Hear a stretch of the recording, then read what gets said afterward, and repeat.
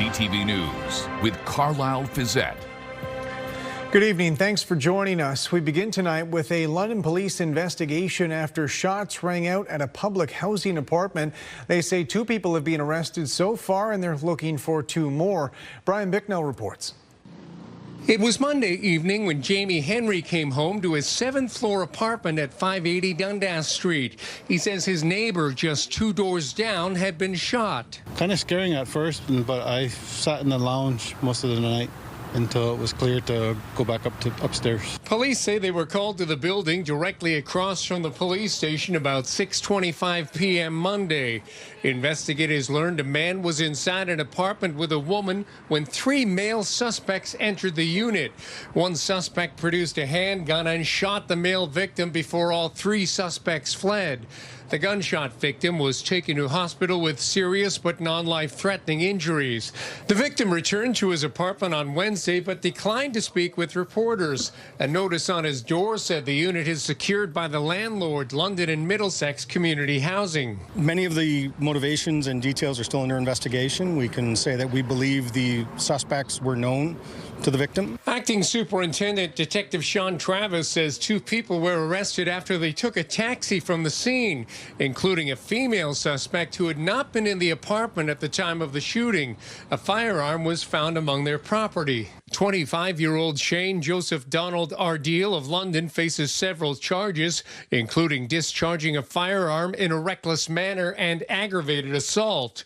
23-year-old Deona Dockstader is charged with possessing a prohibited or restricted firearm with ammunition, among other offenses. The 2 arrested remain in custody and are scheduled for a court appearance on Thursday.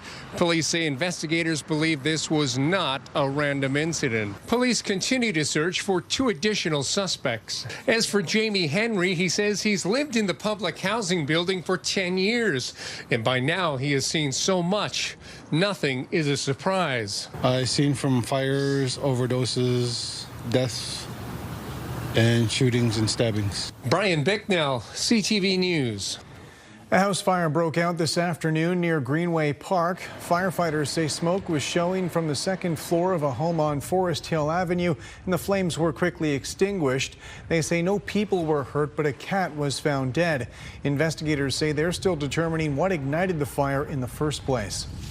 CTV News has learned contract talks between City Hall and London firefighters were recently broken off. As Daryl Newcomb reports, those emergency responders have now been working without a contract since 2024.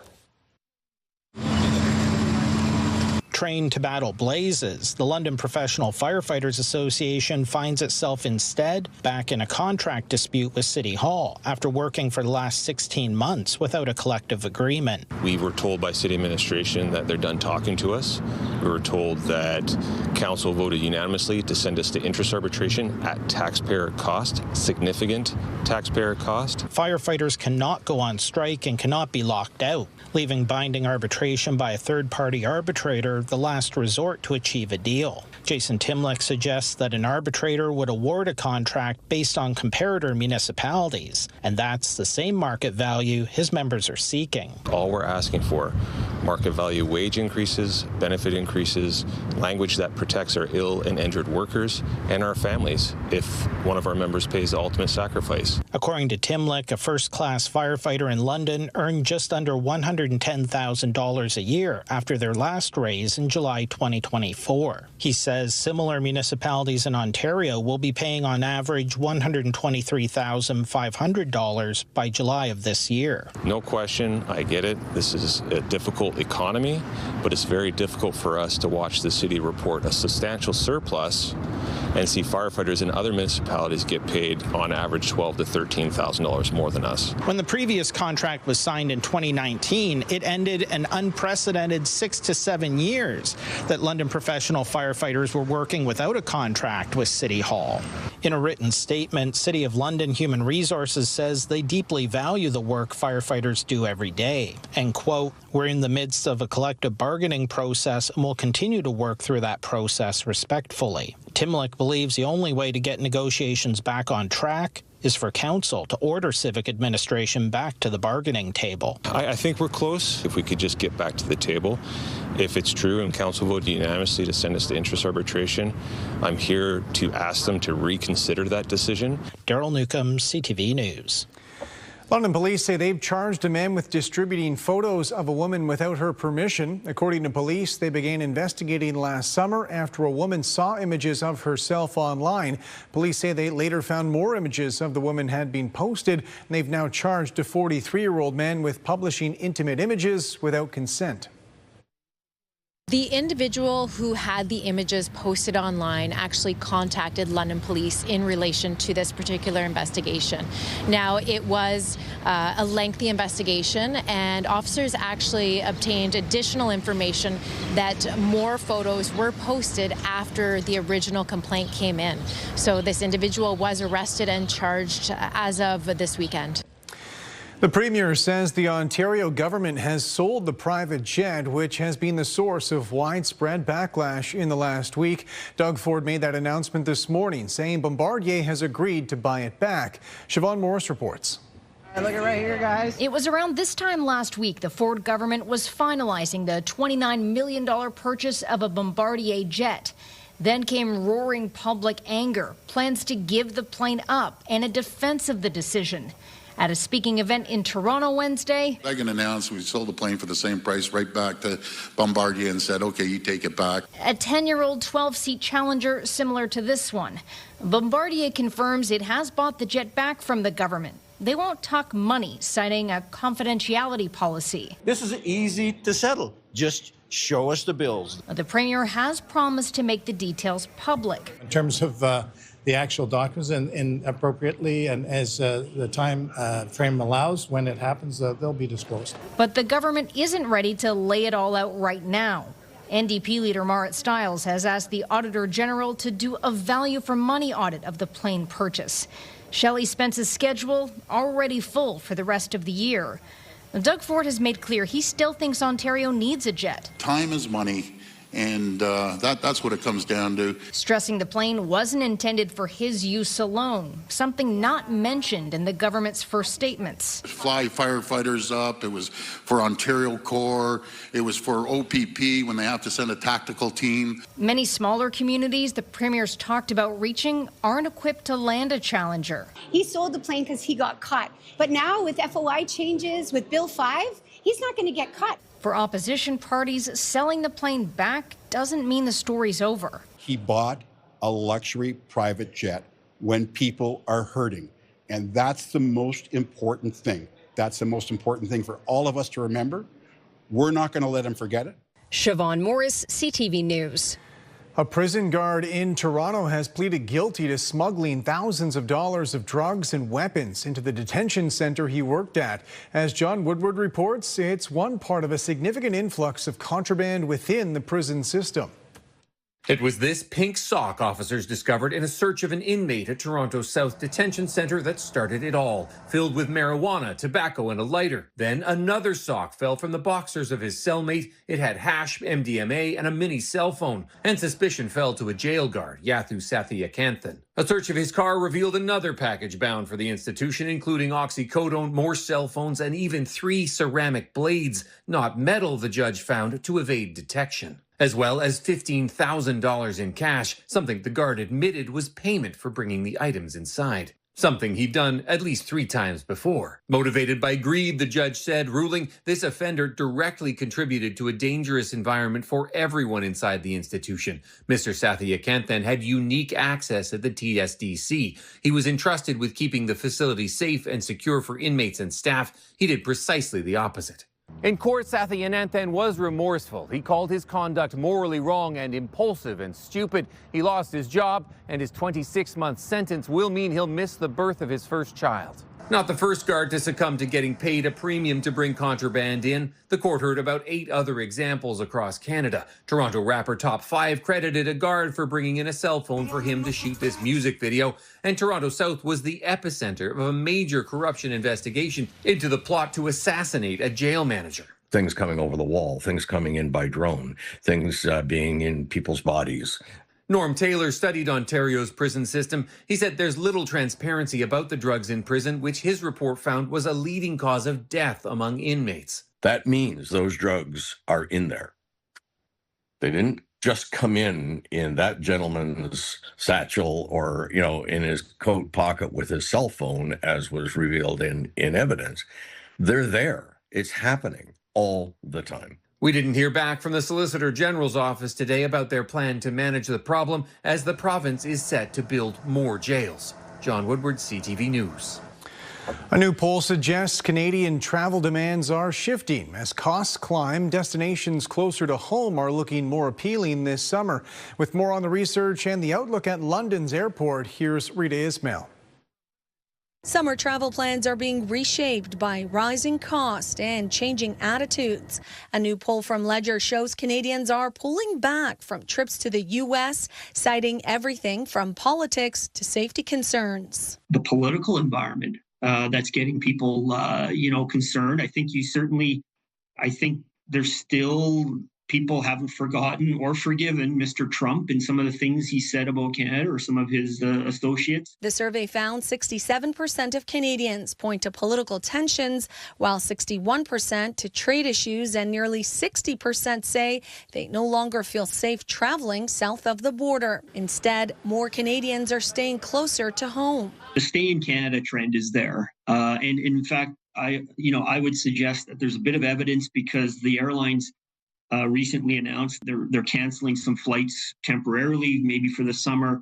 And those flights were going, I think, into the U.S. predominantly. Air Transat is cutting hundreds of flights this summer, blaming soaring jet fuel prices linked to the war in Iran. Even so, the desire to travel hasn't disappeared. We're seeing even a little bit of a pickup of people wanting to get out and travel. And certainly we're seeing, that pickup and that interest to travel again within the country. For many travelers, it all comes down to the cost. We do consider traveling in the summertime, usually Europe, but even the States. It just depends where we can find the best deal. But yeah, we're open to traveling. We typically make a budget anyways to have trips throughout the year. So we just account for it and do what we got to do for our family.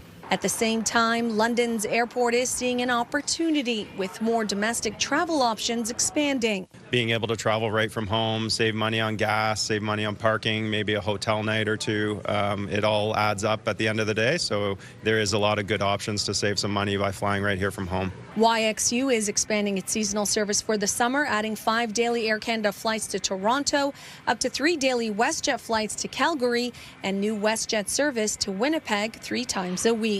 Rita Ismail, CTV News. A life-saving device was donated today in Wingham in memory of a fallen soldier from Huron County. As Scott Miller reports, it marks a milestone contribution for defibrillators across the region. On April 22, 2006, 23-year-old Matthew Dinning was killed in Afghanistan. He was protecting Brigadier General David Fraser when his military vehicle was struck by an IED. Sometimes it feels like all 20 years, and sometimes it feels like yesterday. We miss Matthew dearly. To mark the 20th anniversary of Matthew's untimely passing, a life-saving defibrillator was donated in his honor to the Wingham Legion, the second defibrillator to bear Dinning's name, soon to hang on the Legion's walls. Today's a recognition of not only putting a defibrillator out and not only Matthew's sacrifice, today the 20th anniversary of his passing, but the sacrifice of his family, that Lincoln Laurie and his brother, they've had to live 20 years without their loved ones, so they've sacrificed as well. Today is the 250th defibrillator donated by the Dave Mountain Memorial Fund in honor of fallen soldiers, police officers, firefighters, and other emergency personnel. It very much is like first responders in the military, that you don't necessarily see them all the time, but they're always there, and they're always ready to jump into action to save lives, and that's what a defibrillator does. For the Dinning family, today's defibrillator donation on the anniversary of Matthew's death is one more reminder of the kind of person he was and was becoming when he died for his country hundreds of miles from home. It's nice to have a defibrillator donated because it protects people, the lives of people. And in the 250 donations over the years, it has saved 7 lives along the way. And now that the Wingham Legion will have one downstairs and one upstairs, hopefully they'll never have to use it. But if they do, it's here for them. In Wingham, Scott Miller, CTV News. A traffic jam this morning around the Carlyle Heights Community Center as hundreds of Londoners were waiting in line to get their hands on more than 2,000 free trees. London was recently named the 2026 Forest Capital of Canada, coinciding with the city's bicentennial. The money to provide the trees comes from the city's urban forest strategy. We have property that could use some trees, and what better way to celebrate Earth Day than planting a couple trees. We're also giving away bags of compost while they last that come from the city's green bin program. So the green bins that go out on the curb get composted and then now come back to the community. 22 different native tree species were available to choose from while supplies lasted. Still ahead, calling out questionable sales tactics, the fan frustration with World Cup ticket access, and the scarcity FIFA are accused of manufacturing.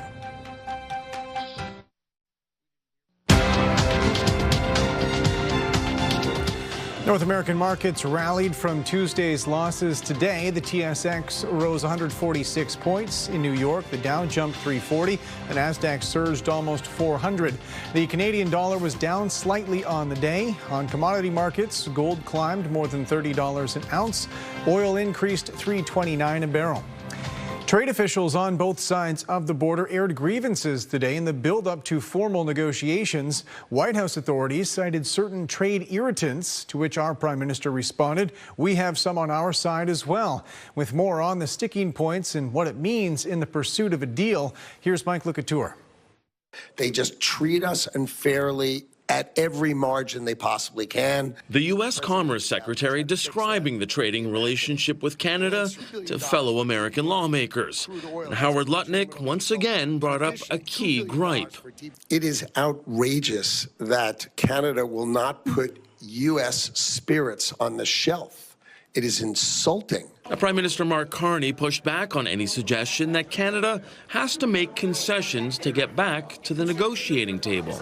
It's not a case of the United States dictates the terms. We have the negotiation. We can come to a mutually successful outcome. It will take some time. A prudent strategy, according to this trade lawyer. I think where Canada is drawing a line right now is this idea that we're going to give away the house before we even sit down to negotiate. And that puts negotiators in a very difficult situation. The U.S. has already outlined other irritants, including limited American access to the Canadian dairy market and the Online Streaming Act, which brings American platforms under Canadian broadcast rules. We've made some counter proposals, which they're aware, and the time will come to really roll up our sleeves. At the powerful House Ways and Means Committee, U.S. Trade Representative Jameson Greer said the bigger issue is that the two countries have opposing philosophies on trade. They're doubling down on globalization when we're trying to correct for the problems of globalization. So those are two models that don't fit together very well. But part of the reason that Canada is looking for other trading partners is because of the trade war launched by the U.S. Mike Lecouture, CTV News, Ottawa. Good evening. Clear conditions overnight, and after a beautiful day, the temperatures drop down into the low single digits. So if you had your windows open today, you'll need to close them up tonight as those temperatures drop off. Lots of sunshine in the forecast for your Thursday morning. Thank you, Chris, for this photo of Athena. If the two of you are heading out for a morning walk, beautiful, 4 to 6 degrees, and the winds will be light and variable. A sunrise at 6:31. Stay with us. I'll have all your local weather details coming up in just a few minutes. Welcome back on the desk with Julie Atchison now, and it felt like one of those days where I can see 19 degrees on the board back there, and it's funny how 19 degrees in April feels so different than like 19 degrees in September because so true. It felt like summer today. It really did, and today was such a great day. You mentioned you cleaned your car. What a day to do it. Yeah. Absolutely. This is the time of year when we start to think about all those spring projects that we want to get done. Days like today, we soak up that sunshine. Hopefully you were able to get out even for just a few minutes today and enjoy some sunshine and that beautiful breeze. Temperatures climbing into the upper teens, low 20s. We were above normal. There's a stationary boundary just off to the south that's waving its way south of us, not really impacting our forecast. We will remain under the influence of high pressure. Skies will be clear, a beautiful day. Setting up for tomorrow, once again, lots of sunshine across the area. We'll see a few clouds move in Friday, and then the chance for some showers Friday evening. So Friday morning, a little patch of moisture comes in. We could see a pop-up shower, and then as we head into Friday evening, some rain coming in. You can see towards Michigan. Showers expected Friday night into Saturday. So the weekend forecast is starting to come together. The greatest chance for rainfall looks to be late Friday night into Saturday morning, and that will be more of a prolonged rain. So in terms of steady rainfall, temperatures overnight anywhere between 1 and 3 degrees across most of the region. If you are near the Lake Huron shoreline, 4 and 5 degrees near Port Stanley. Of course, this time of year, it is quite cool near Lake Huron. So if you're in the beach communities today, you were thinking it wasn't 20 degrees for us. No, you are correct. It was much cooler for you. And this time of year, we'll continue to see that in the coming weeks, where temperatures along that lake shore are still quite chilly. Inland temperatures coming up. Sunshine for your Thursday, winds out of the southeast in the afternoon, and the high at 20 degrees. Friday, clouds moving in. Rain Friday night, rain Saturday morning. The temperature will take a bit of a dive this weekend, but not too bad. Down to 11 on Saturday. Back up to 16 on Sunday under a mix of sun and cloud. If you are planning to get outside this weekend and enjoy some outdoor time, Sunday looks to be the best day over the weekend. 17 on Monday with a 40% chance of showers developing Monday night. And then we have some rain in the forecast on Tuesday. Mix of sun and cloud on Wednesday. Even those overnight lows creeping up. No temperatures of 0 or below, even in Midwestern Ontario. You'll enjoy lots of sunshine tomorrow if you are near Lake Huron. The temperature likely at around 9 to 10 degrees, not 18. That'll be in through the interior of Huron, Perth, and Grey Bruce. Showers in the forecast as we head into Friday, and then rain Friday night, rain Saturday morning, and then Sunday back into a mix of sun and cloud.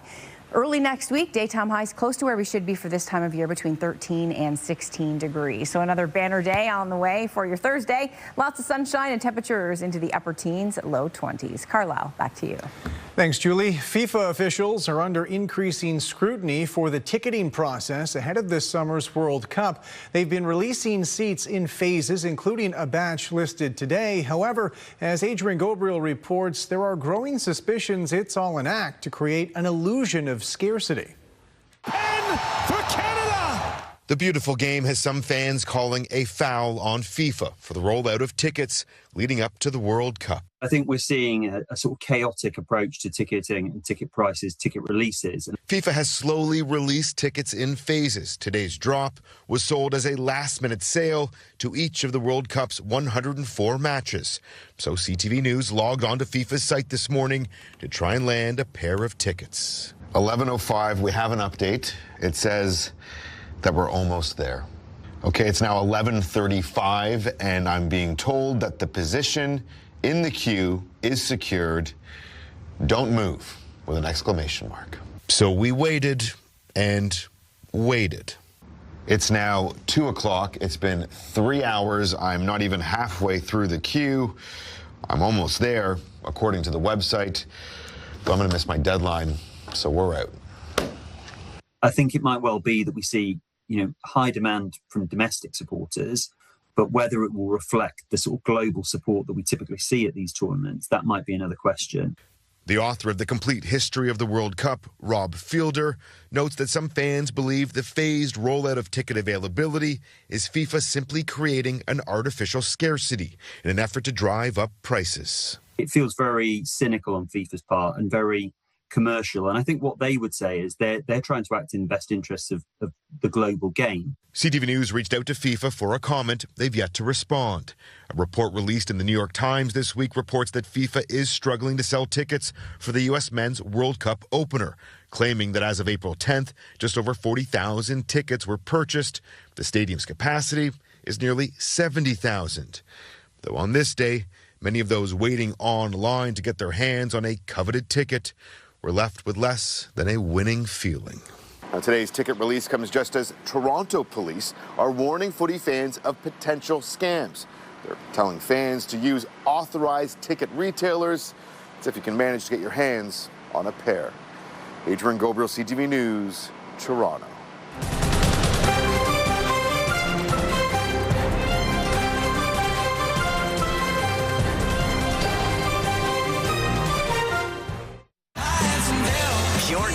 93. London's home for the best country music. Listen for your chance to win $50,000 with Pure Country's Big 50K Payday. Finally tonight, a young artist in Kitchener whose passion for drawing has caught royal attention. Karis Mapp has more on the piece she sent overseas and the response she got from Buckingham Palace.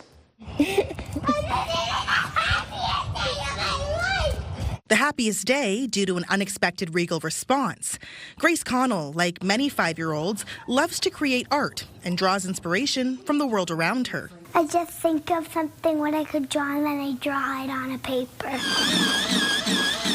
So when the royal family piqued her interest, she began her research. I was asking Mom how I wanted to know how old they were, and then I knew, but when I went to school the next day, my friend was there, and I drew something with her. With hopes of the picture making it overseas to King Charles himself. It was actually a drawing of a king and queen and princess that she sent. I didn't take a picture or anything of it because I honestly didn't think we'd get anything back. So I just addressed it to Buckingham Palace and put 6 stamps on it and sent it with our home address. Sent at the end of February, Grace would then ask her family to check the mailbox every week to see if she got a reply. After a few weeks, I'd thought maybe I should, use ChatGPT or something to draw up a letter and mail it to her on behalf.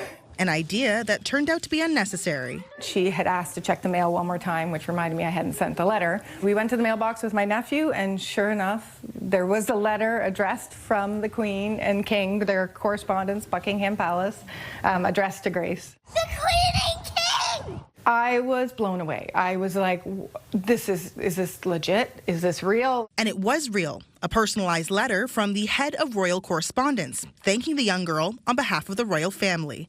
According to Buckingham Palace's website, the king is shown almost all of the letters he receives and takes a keen interest in hearing from the public. The fact that it noted her splendid drawing and that the king passed on his warmest wishes was unbelievably touching for her and for us. Meanwhile, Grace says her favorite part has been her family's reaction. Like being proud of me. Karis Mapp, CTV News, Kitchener. That's it for us. Thanks for watching. For all of us at CTV News London, I'm Carlyle Fiset. Have a good night.